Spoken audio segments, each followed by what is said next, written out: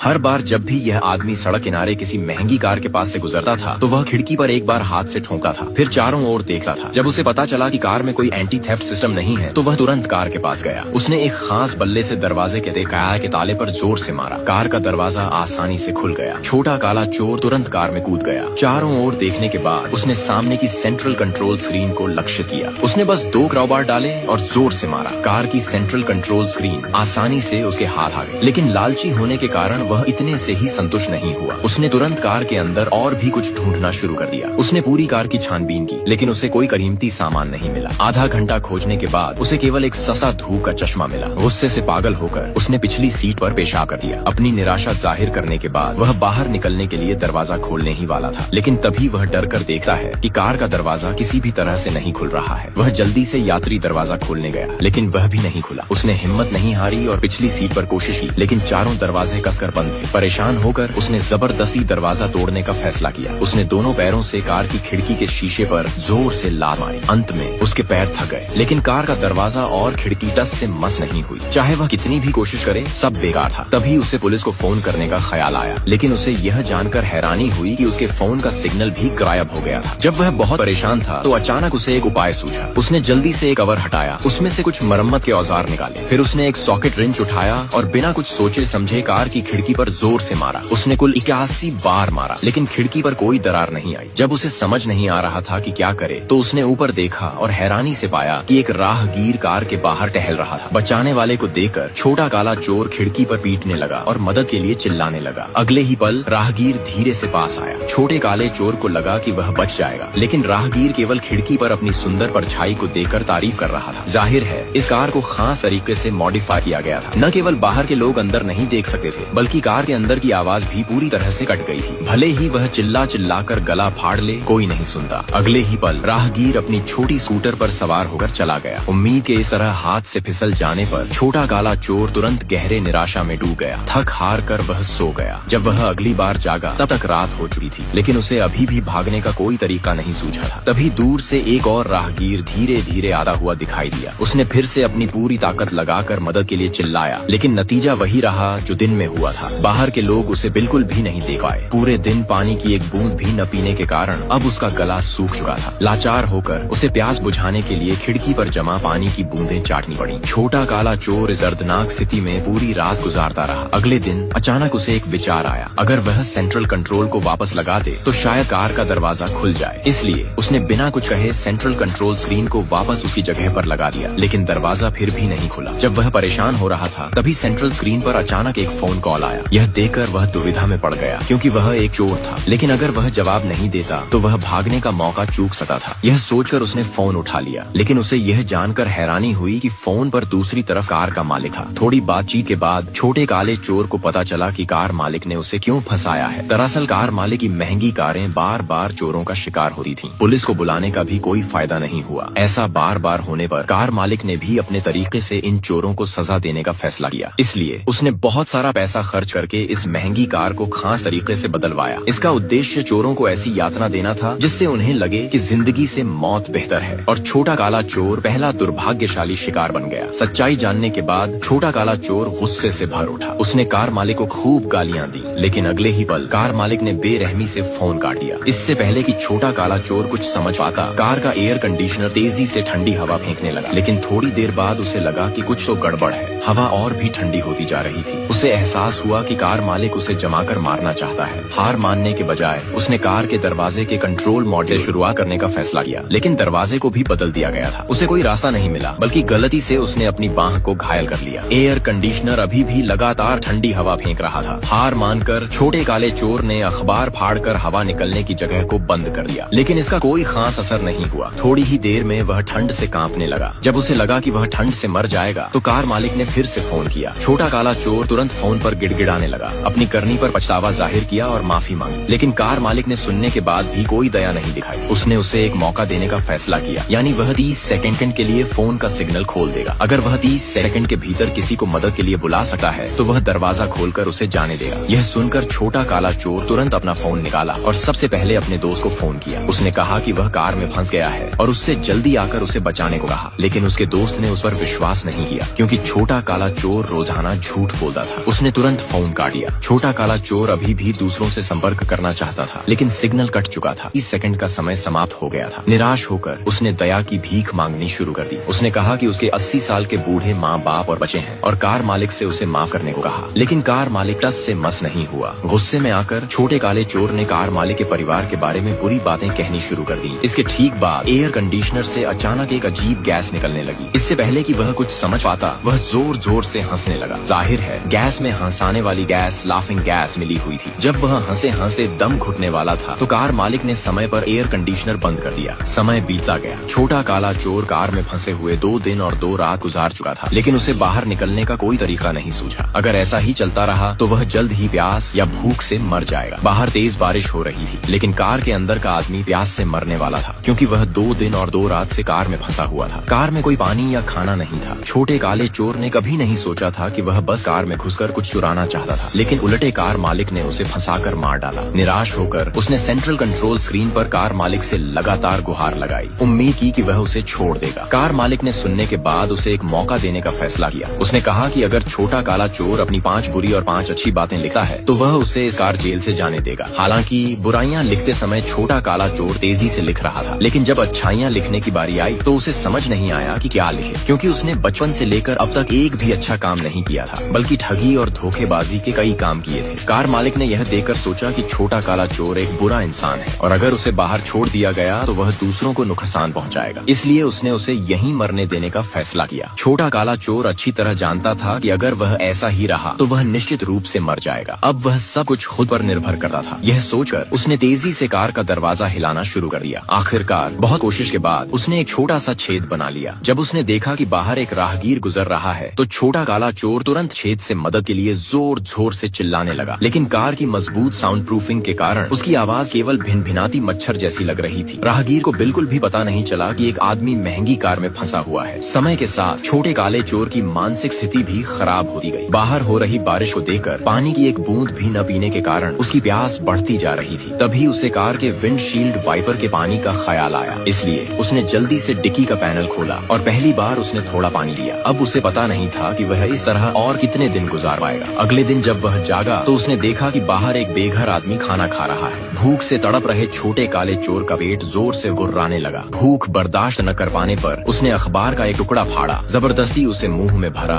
और निगल गया, लेकिन जल्दी जल्दी निगलने के कारण अखबार का गोला उसके गले में अटक गया। पानी न होने के कारण उसे पेशाब से भरा एक कप लेना पड़ा। फिर उल्टी रोकने की पूरी कोशिश करते हुए उसने उसे पी लिया। तब जाकर वह अखबार के गोले को नीचे उतार पाया। जब वह बहुत परेशान था तो ऊपर देखने पर उसे बचने की एक उम्मीद दिखाई दी। बाहर एक और चोर की नजर इस महंगी कार पर पड़ गई थी। छोटा काला चोर को लगा कि वह आखिरकार बच जाएगा, इसलिए वह लगातार उसे प्रोत्साहित करने लगा। लेकिन उसे यह जानकर हैरानी हुई कि तभी एक सादा कपड़ों वाला पुलिस अफसर वहाँ आ गया। थोड़ी देर में पुलिस ने उस चोर को पकड़कर थाने ले गई। इस तरह पेट भरने की उम्मीद फिर से टूट गई। जब रात हुई ऊपर वह लगातार कार की चाबी घुमाता रहा। 10वीं बार चाबी घुमाने पर कार का इंजन अचानक चालू हो गया। इससे उसे बचने की उम्मीद दिखाई दी, इसलिए उसने तुरंत सीट बेल्ट बांधी और पीछे के बिजली के खंभे की तरफ गाड़ी दौड़ा दी। टकराने के बाद कार तुरंत इमरजेंसी मोड़ गई। मजबूत दरवाजा भी आखिरकार खुल गया। 3 दिन और 3 रात कार में फंसा रहने वाला छोटा काला चोर आखिरकार आजाद हो गया। जब वह अपने भारी पैरों से घर जाने की तैयारी कर रहा था तो अगले ही पल वह अचानक जाग गया। दरअसल यह सब उसका एक बुरा सपना था। वह अभी भी कार के अंदर फंसा हुआ था। उसे याद आया कि उसकी पत्नी गर्भवती है और उसे एक पिता की जिम्मेदारी भी निभानी है। अब वह अपनी पिछली करनी पर पछतावा करने लगा। वह जानता था कि इस बार वह बच नहीं पाएगा। अगर उसे दूसरा जन्म मिलता है तो वह कानून का पालन करने वाला एक अच्छा नागरिक बनने की कसम खाता है। यह कहकर उसने एक पेचकस उठाया और अपनी नस काटने वाला था, लेकिन जैसे ही वह वार करने वाला था तभी कार के सामने एक अनजान आदमी दिखाई दिया और वह आदमी कार का मालिक था। इससे पहले कि छोटा काला चोर कोई प्रतिक्रिया दे पाता, कार मालिक ने उस पर पेपर स्प्रे की,